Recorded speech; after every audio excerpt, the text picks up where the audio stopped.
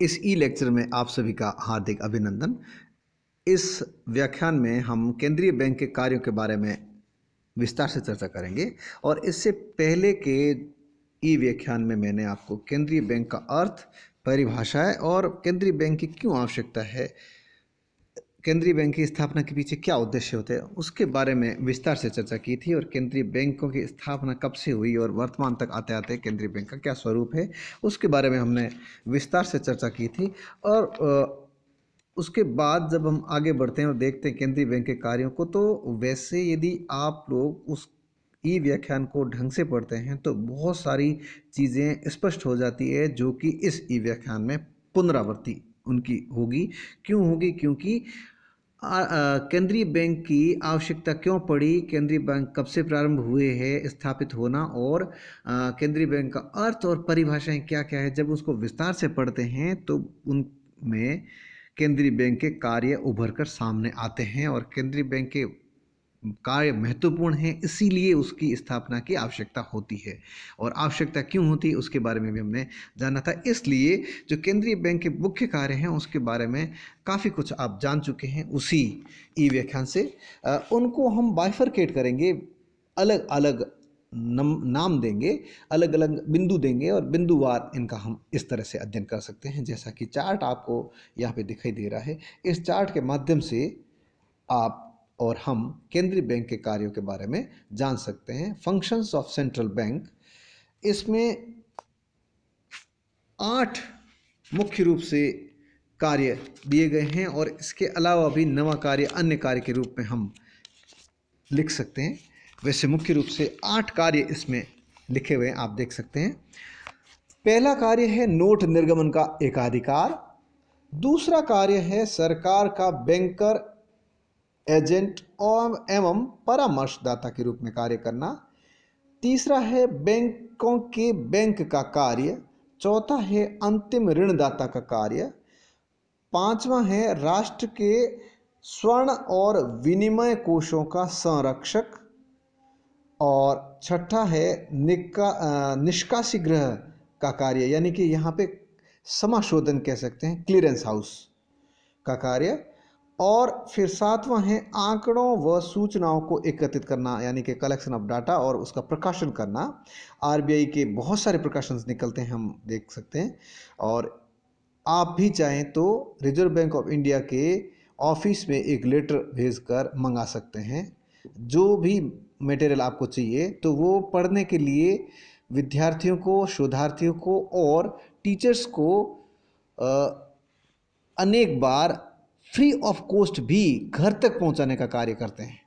और आठवां है साख नियंत्रण का कार्य, और अन्य कार्य के रूप में हम 9वां बिंदु दे सकते हैं। अब इन विभिन्न कार्यों को हम एक एक करके पढ़ें तो इस तरह से कह सकते हैं। पहला कार्य है नोट निर्गमन का एकाधिकार, मोनोपोली ऑफ नोट इश्यू। अब आप देखिए कितनी महत्वपूर्ण बात है, जैसा कि हमने पहले वाले व्याख्यान में भी देखा था कि जब राजा महाराजाओं का समय था या सम्राटों का समय था, तो उस समय सम्राट या राजा महाराजा अपने टकसाल हुआ करती थी, उस टकसाल में सिक्के ढालाते थे और उन पर अपनी मुद्रा मुद्रित करवाते थे। अपना फोटो हो सकता था, या फिर इस तरह से, फोटो का मतलब यहाँ पे अपना जो चित्र होता था उसको वो अंकित करवाते थे। और पहली बार जब मुद्रा का आविष्कार हुआ था, तो कहते हैं कि मुद्रा का आविष्कार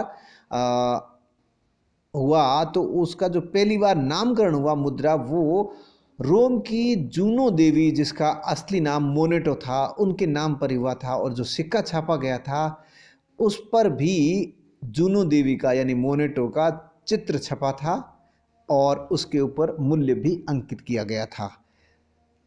ये जानकर आपको बड़ी खुशी होगी कि मुद्रा का आविष्कार जो है वो मोनेटो, नामकरण मोनेटो देवी के नाम से है। जूनो देवी जो रोम की, इटली की जो देवी हुआ करती थी, वो स्वर्ग की देवी कहलाती थी। और जिसके पास होंगे ये, यानी जो सिक्के ढाले जा रहे हैं या जो नई चीज़ आ रही है, जिनके पास जितने अधिक होंगे वो उतना ही सुख सुविधाओं का उपभोग कर सकता है। बल्कि यूं कहिए कि इस धरती पर रहते हुए भी स्वर्ग का सुख प्राप्त कर सकता है।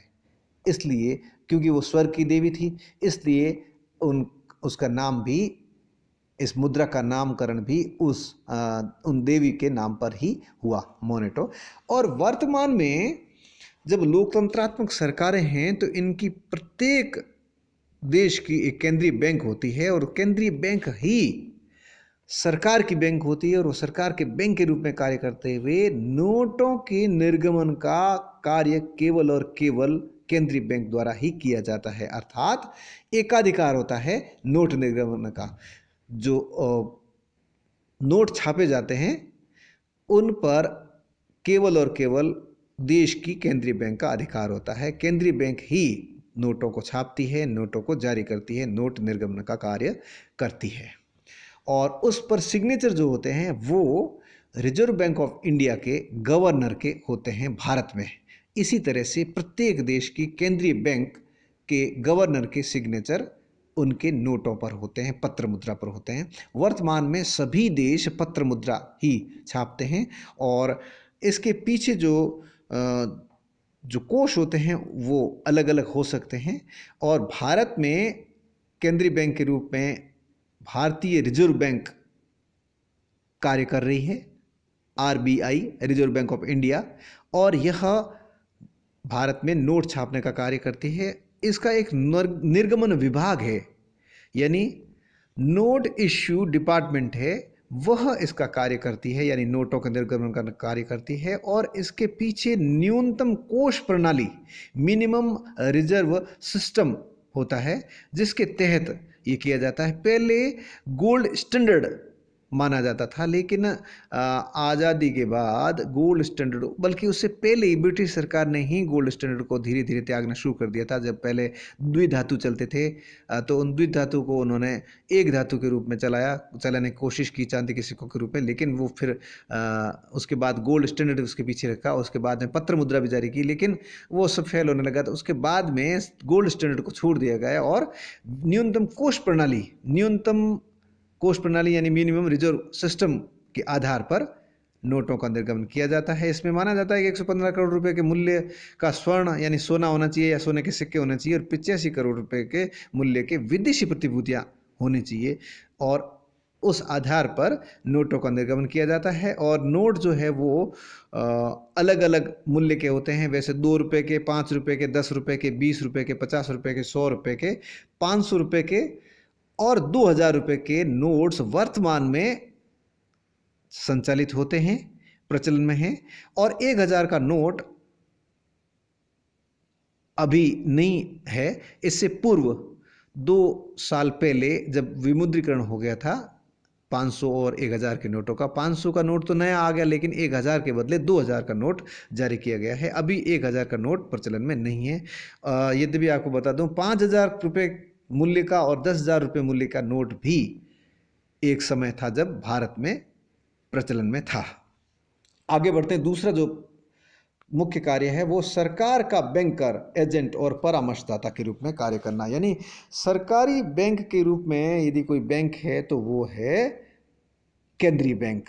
प्रत्येक देश का केंद्रीय बैंक सरकार के बैंक के रूप में कार्य करता है। जैसे जो सार्वजनिक क्षेत्र के और निजी क्षेत्र के जितने भी बैंक हैं वो हम कहते हैं ये तो हमारा बैंक है, यानी हमारा जिसमें अकाउंट होता है वो हम मानते हैं कि ये हमारा बैंक है। उस तरह से सरकार का अपना एक बैंक होता है, वो बैंक का कार्य भी करता है और एजेंट का कार्य भी करता है, और सलाहकार के रूप में, आर्थिक सलाहकार के रूप में या परामर्शदाता के रूप में भी कार्य करता है। ये 3 बड़े कार्य हैं, ये सरकार के लिए केंद्रीय बैंक द्वारा किए जाते हैं।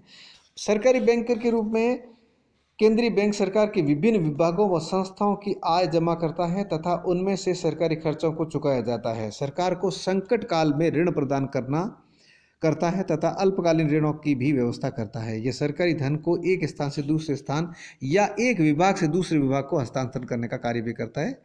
इस प्रकार केंद्रीय बैंक सरकार का बैंक है, और सरकार और केंद्रीय बैंक में ग्राहक और बैंकर का संबंध भी होता है। और एजेंट के रूप में इस तरह से कार्य करता है कि केंद्रीय बैंक सरकार के एजेंट के रूप में सार्वजनिक ऋणों का भुगतान करता है तथा ब्याज व मूलधन का भुगतान करता है। सरकार की प्रतिभूतियां बेचता है और खरीदने में भी सहायता करता है। सरकार की ओर से करों का धन जमा करता है। सरकार की ओर से देशी विदेशी मुद्राओं के भी सौदे किए जाते हैं और केंद्रीय बैंक सरकार को उसके जमा धन पर कोई ब्याज नहीं देता और न अपने द्वारा अर्पित सेवाओं के लिए कोई धन लेता है, क्योंकि ये सरकार के लिए ही कार्य करता है। और फिर इसका जो तीसरा है परामर्श के रूप में, तो जब भी जरूरत पड़ती है तो सरकार को मौद्रिक और बैंकिंग व्यवस्था संबंधी नीति निर्धारण में परामर्श देता है और नीतियों का निर्माण करता है और पॉलिसी मेकिंग करता है और उन पॉलिसी को इम्प्लीमेंट भी करता है। जब भी आर्थिक चक्र नजर आने लग जाते हैं तो उस समय भी सरकार को परामर्शदाता के रूप में सलाह देता है, परामर्श देता है कि किस तरह से मौद्रिक नीति या राजकोषीय नीति अपनाई जाए, विशेष करके मौद्रिक नीति से संबंधित रखते हैं और मौद्रिक नीति किस तरह की होनी चाहिए जिससे आर्थिक चक्रों को नियंत्रित किया जा सकता है। फिर हम देखते हैं तीसरा कार्य, बैंकों के बैंक के रूप में कार्य। अब देखना बहुत, ये जो बैंकों के लिए, वित्तीय संस्थाओं के लिए कार्य अब आया है। अभी तक तो दोनों कार्य मुख्य रूप से सरकार के कार्यों के साथ ही जुड़े हुए थे, यानी सरकार के कौन कौन से कार्य उसको करने होते हैं। लेकिन अब जो आया है वो है देश में जितनी भी बैंक्स होती है, जितनी भी व्यापारिक बैंक होती है, उन सब का बैंक के रूप में कार्य करता है। यानी bankers bank and custodian of their cash reserves, बैंकों का बैंक के रूप में कार्य भी करता है और बैंकों के नकद कोषों के संरक्षक के रूप में भी कार्य केंद्रीय बैंक द्वारा किया जाता है। जैसा कि हमने इसकी परिभाषा में देखा था कि केंद्रीय बैंक मौद्रिक प्रणाली की शीर्ष या सर्वोच्च संस्था होती है प्रत्येक देश की। इस तरह से व्यापारिक बैंकों के और वित्तीय व्यवस्था के लिए नियमों का निर्धारण भी करती है और बैंकों के रजिस्ट्रेशन का कार्य भी करती है। बैंक को नियमित और नियंत्रित भी, जितनी भी बैंक्स है उनको नियमित और नियंत्रित भी करती है, उनके लिए गाइडलाइन जारी भी करती है और बैंकों के बैंक के रूप में भी कार्य करती है। कैसे करती है? जैसे कि हम लोग अपनी जमाएं बैंकों के पास में जमा रखते हैं, व्यापारिक बैंकों के पास जमा करते हैं और जब उधार चाहिए होता है तो हम अपनी जमा होती है पूंजी, उसमें तो मांग जमा ले लेते हैं, यानी उन्हीं में से मांग करते हैं और उनमें से हम ले लेते हैं। और आवश्यकता पड़ती है तो हमें अतिरिक्त धन की तो हम उधार के रूप में या लोन के रूप में भी हम ले सकते हैं। इसी तरह से जब व्यापारिक बैंकों को आवश्यकता होती है तो वो किससे लेती है? वो केंद्रीय बैंक से उधार लेती है। और जितनी भी आवश्यकता होती है, कभी कभी तो केंद्रीय बैंक द्वारा सरकार की नीतियों के तहत कुछ पैकेज भी व्यापारिक बैंकों को दिए जाते हैं और कम ब्याज दर पर भी उधार दिए जाते हैं। ये नीति के ऊपर निर्भर करता है, सरकार की नीति कब कौन सी होती है उसके अकॉर्डिंग। लेकिन जब भी व्यापारिक बैंकों को उधार की जरूरत होती है तो केंद्रीय बैंक से वो ले सकते हैं और केंद्रीय बैंक के पास में प्रत्येक व्यापारिक बैंक की कुछ जमाएं भी रहती है, यानी वो जमा भी कर सकता है अपनी पूंजी और उधार भी प्राप्त कर सकता है। और कुछ जो है वो एक ऐसा अनुपात होता है, एक को विशेष कोष होता है केंद्रीय बैंक का, जिसमें प्रत्येक व्यापारिक बैंक को न्यूनतम राशि रखनी ही पड़ती है, जिसे रिजर्व फंड कहते हैं।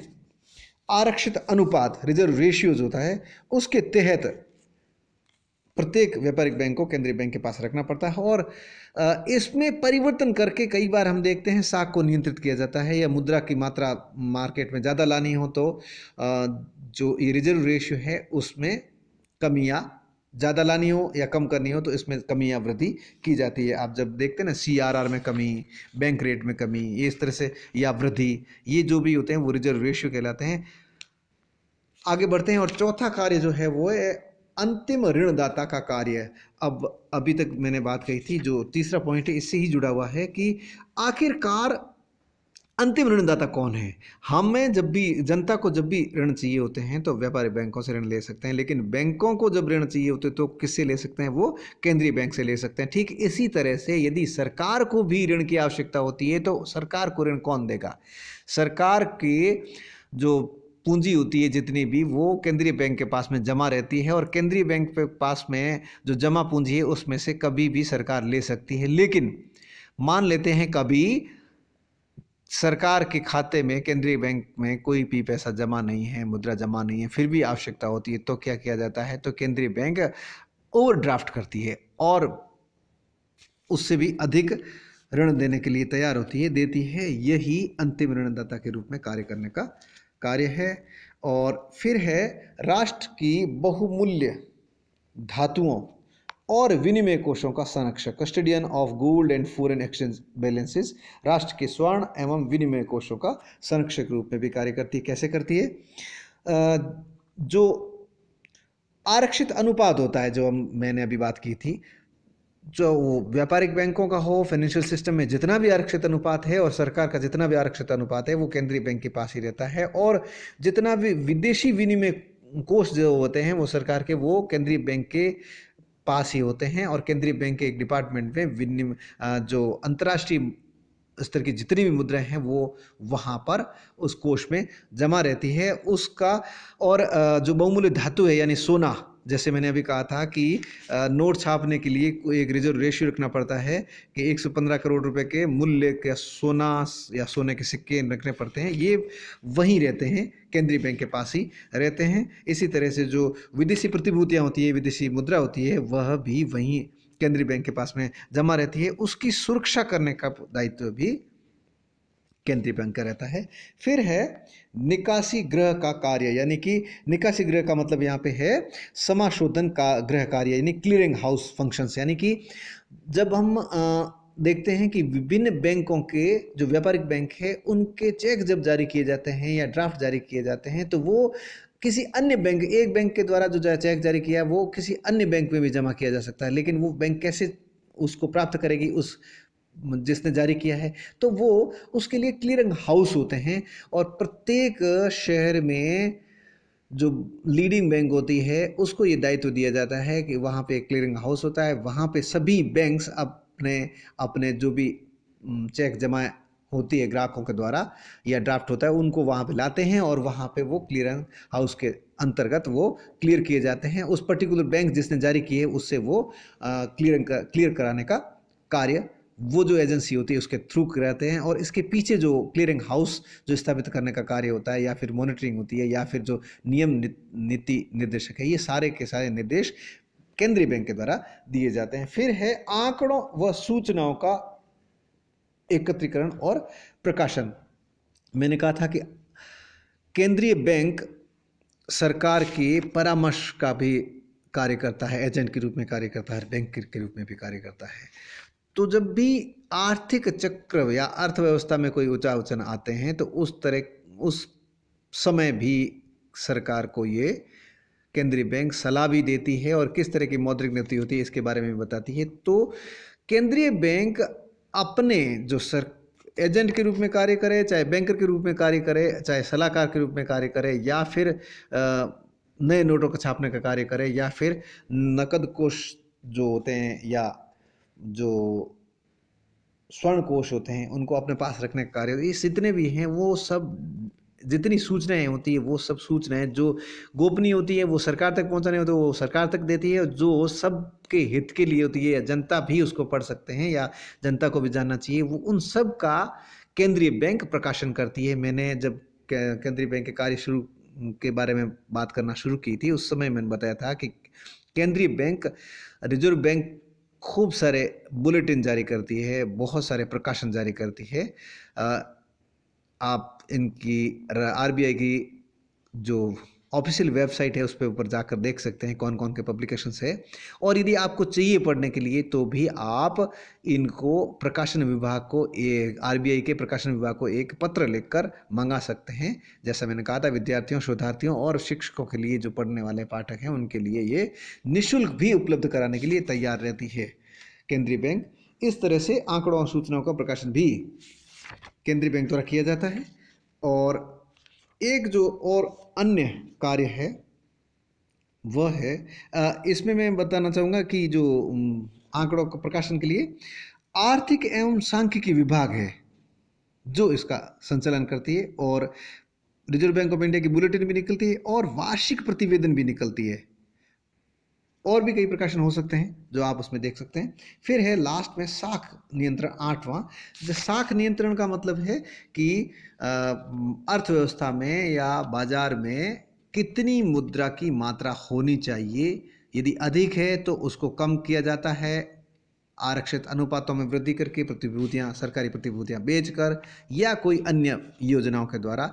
और यदि मार्केट में मुद्रा कम है तो नई मुद्रा जारी करके, प्रतिभूतियां खरीद करके या फिर आरक्षित अनुपातों में परिवर्तन करके साख में वृद्धि और कमी की जा सकती है, साख को नियंत्रित किया जा सकता है, साख में परिवर्तन लाया जा सकता है। और अन्य कार्यों में यदि हम देखें तो औद्योगिक वित्त की व्यवस्था करने के लिए भी केंद्रीय बैंक कार्य करती है। इस तरह से हमने इस ई व्याख्यान में ये पढ़ा कि केंद्रीय बैंक के कौन कौन से कार्य होते हैं और विशेष करके भारत में केंद्रीय बैंक के द्वारा यानी रिजर्व बैंक ऑफ इंडिया द्वारा कार्य किए जाते हैं, वो कार्य सभी इस ई व्याख्यान में सम्मिलित रहे हैं, समाहित रहे हैं। धन्यवाद।